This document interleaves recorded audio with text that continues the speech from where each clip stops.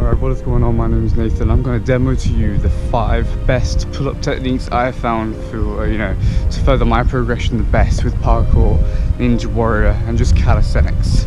So, heading to the park bars now, and yeah, you'll see me then. Alright, so I got you set up on this little post here, but our first progression is going to be scapula pull-ups. So the role of the scapula, which are like your shoulder blades back here, is to pull back your arms. So a lot of times you'll see that in like bent over rows in the gym and stuff like that. But when you do pull-ups, you're in this position here and you're pulling down. You don't really get the full range of motion in your scapulas. So here is a way to sort of hack that on a bar. So you're going to begin by hanging on the bar. You're going to rotate your sternum, the bone through the middle here, up to the bar, and you're going to pull your chest to the bar, really retracting your scapulas. It will make sense in a second when I demonstrate it to you. But yeah, you really want to get the rotation. The more parallel your sternum is to the bar, the better it will work. So I'll demo now.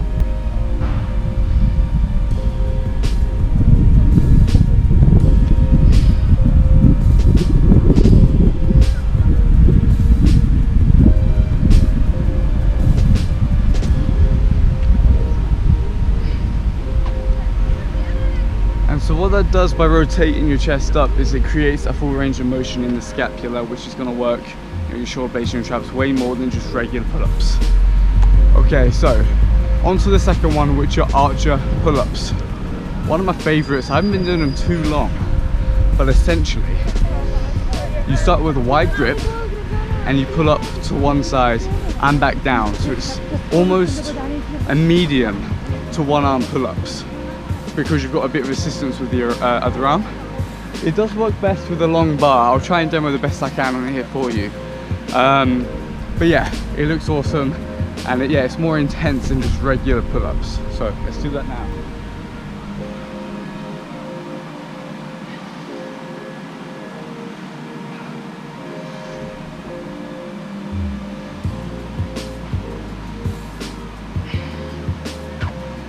And you can almost see why they're called archers, because you're coming up in almost the archer position.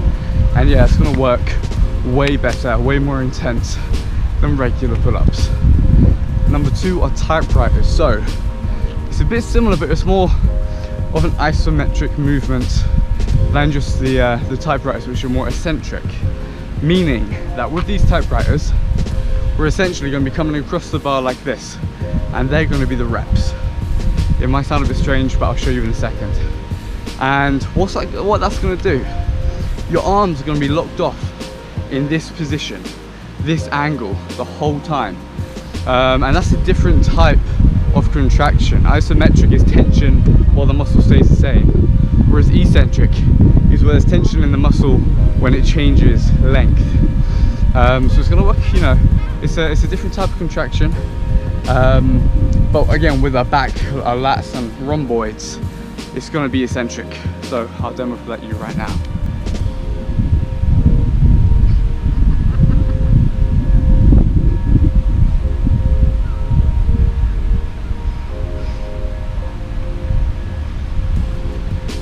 So that's essentially it again. A longer bar is more useful. With a longer bar, ideally, your hands will be wider and you push out so your arm is fully straight, and then back again. But you gotta work with what you've got. Okay, and then number 4, the best pull-up I've done to help me with my climbing and parkour are clapping pull-ups. Exactly what they sound like. Regular pull-up, it's gonna be a high pull-up, you're gonna pop and clap. Now, these work very, very similar to just high pull-ups. But again, with the application of parkour or climbing, it builds your confidence of letting go of the bar, being comfortable in the air and building that aerial awareness. And it's just ridiculously tiring on those your back and your biceps. Your regular pull-up muscles were just way more intense. So I'll demo a couple now.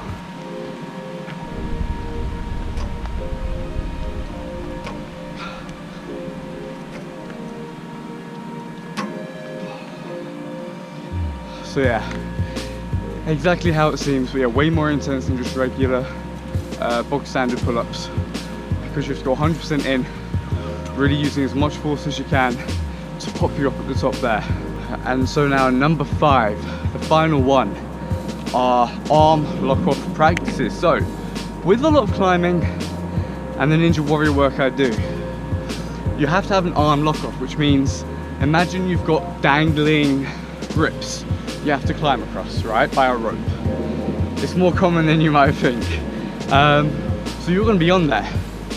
You're going to be holding your whole body weight with one arm as you're reaching across to the next one. And it's this strength here that you really want to build. Now I'm still working towards it. I haven't done a lot of work on it recently because I've got quite bad tendonitis in my elbows right now. But I'll demo to you a few progressions that I do use. They're very, very simple. One is just an assisted one arm pull up and then slow down. And the other, if your elbows can take it and you're strong enough, is just a negative one arm pull up as slow as you can. And that'll really help build the strength of those one arm lock-offs. So let's do that.